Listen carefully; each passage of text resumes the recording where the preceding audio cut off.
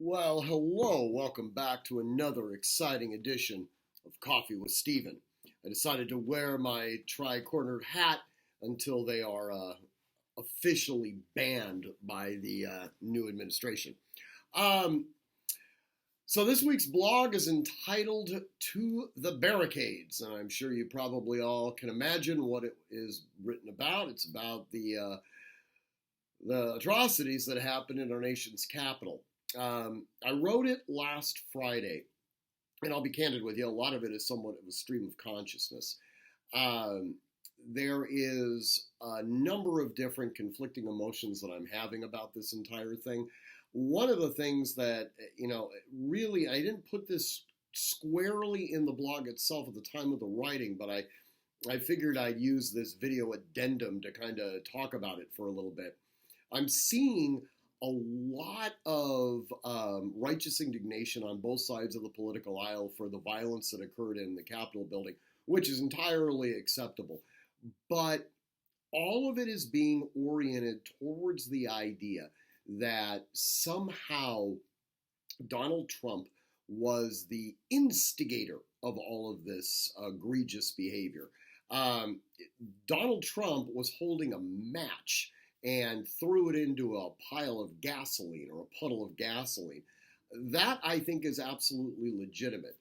But by no means is he exclusively responsible for essentially where we've gotten to. And unfortunately, I'm seeing, in fact, I reference a couple of liberal intellectuals in my blog that are showing, sort of the deconstruction of the American body politic, how, essentially anything that isn't, democratic orthodoxy is somehow, vile and insurrectionist and contrary to the idea of, basic human dignity. Effectively, what they've said is we can look at the absolute fringe movement of right-wing politics and extrapolate that over to an entire, an entire sort of, indictment of the entire concept of republicanism.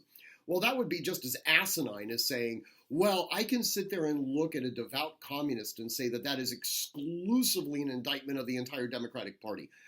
Both are completely ludicrous, okay? There are clearly strains that are connected from fringe movements into the collective whole of any political party.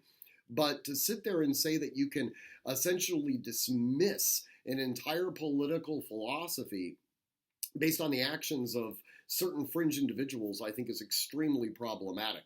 Look, we can just as easily sit there and say that when Chuck Schumer, all right, soon to be the majority leader of the Senate, was standing on the Supreme Court steps saying that if the justices even considered the idea of overturning Roe v. Wade, they'd be hit so hard they had no idea what possibly could have happened. Okay, that is red meat to a political base that can instill political violence. In fact, if we were to really take it to the full extreme, we could say that the entire impeachment, the original impeachment, not to be confused with the current impeachment of President Donald Trump, was in and of itself an insurrectionist movement, especially since they failed to get a conviction. All right. So, this demagoguery has just frankly got to stop. It's got to stop on the side of the Republicans, and it's got to absolutely stop on the side of the Democrats. It's doing absolutely nothing to build a collective mindset of our country. I've said this a number of times before. Our country is founded on certain democratic ideals, okay? Those democratic ideals are based on the idea that truth is not something that is completely, subjective. Truth is something that can be discerned, and it can be discerned through robust debate. Whenever a political party essentially makes the determination that any sort of dissent to that political orthodoxy is somehow illegal and needs to be squelched, what it really shows is a fundamental insecurity of the political party to begin with. If the Democrats really do believe that freedom of speech is so dangerous that it needs to be squelched, that even simply questioning the validity of an election somehow absolutely decimates the overarching, concept of republicanism, then we are completely far gone, because the next step is totalitarianism. And many would argue, both from demagogues on the right and demagogues on the left, that the only way of fully implementing their procedures is through an act of totalitarianistic government.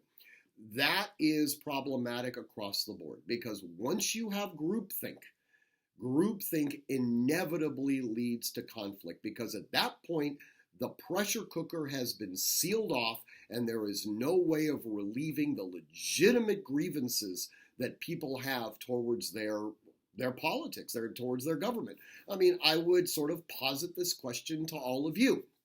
Let's say, for the sake of argument, that 99% of the American body politic completely accepts the fact that government-run healthcare, right, is something that is absolutely necessary. And in fact, from this point forward, all doctors, all nurses, all medical practitioners are hereby going to effectively become federal employees, okay? They will not charge independent fees. They will be essentially enumerated directly from the coffers of the United States government, and the beneficiaries of their medical, profession are simply going to be given it for free.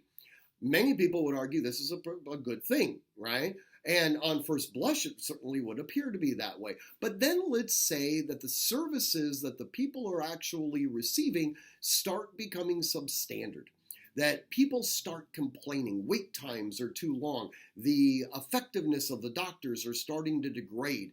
It's no longer something that people particularly like. And people will start doing what all consumers do under all circumstances.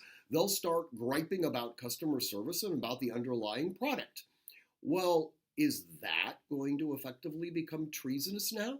Because by complaining about the quality of the service that you are receiving, you are in effect essentially saying that the government is not providing legitimate services, and therefore you have now become effectively a traitor to the state. This is something that I think people on both the left and the right should be absolutely concerned about. And delisting of websites or cancel culture or anything like that, what that ultimately is saying is that our own belief system is so weak that we cannot allow anybody to contradict whatever the political orthodoxy is. Anyways, that's my little addendum to the actual, rambling blog that I did over the last weekend. I really hope that you read it. I hope it spurs some thought. You, by all means, are absolutely welcome to disagree with everything that I said. You can post it directly onto the website itself, or you can email me at stephen@artemishq.com. As always, though, I want you to train constantly, train consistently, train repetitively, and train with purpose. And above all else, stay safe.